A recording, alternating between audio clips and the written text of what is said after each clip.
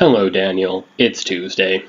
As you can probably tell, my camera hasn't arrived yet, so for the time being, this is what I've got to work with. Luckily, I have my headset from home, so there should be somewhat decent audio, assuming this mic picks things up, which it should. Anyway, I'm going to be splitting this video into two parts, part one being some housekeeping stuff, and part two being what I think about the DM's Guild. So on to part one, housekeeping. Now, because we've had several technical difficulties over our past few months, I've decided that we should wipe away any previous punishments that have yet to be completed. But starting now, our punishment system will be in full effect, so we should probably start getting better at uploading videos according to our schedule. Now for part two, the DM's Guild. Recently, the Wizards of the Coast announced a new program called the DM's Guild.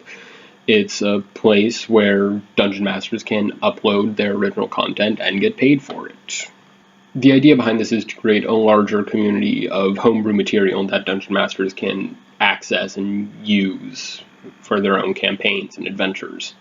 I've been browsing through it and I've already bought a couple things, one being the Gunslinger Fighter Martial archetype created by Matthew Mercer, who is the host Dungeon Master of Critical Role on the Geek and Sundry Twitch channel, which everyone should go and check out, link in the doobly-doo. The other thing about it is the Epic Level Handbook. It's a description of how you can advance players further beyond level 20.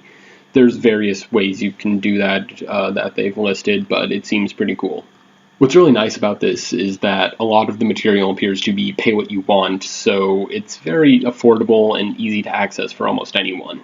I'm actually really excited for this program because recently I've been thinking about how I tend to create a lot of material for my D&D campaigns, but the majority of it doesn't ever get used. So through this program, I'm hoping that I can publish some of the things I create and maybe get paid for it.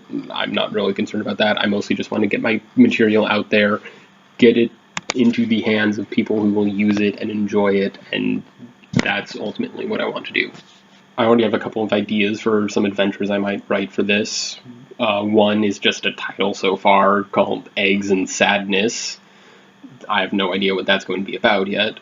The other idea is something involving a full moon during the winter solstice, but again, not really fleshed out. I'll probably spend the next week or two fleshing those out and maybe even publishing them. So Daniel, that's what's on my mind today, and I want to know what you think Eggs and Sadness should be about. I'll see you on Friday. Also, apologies for any computer screen reflections in my glasses. It's not really something I can help.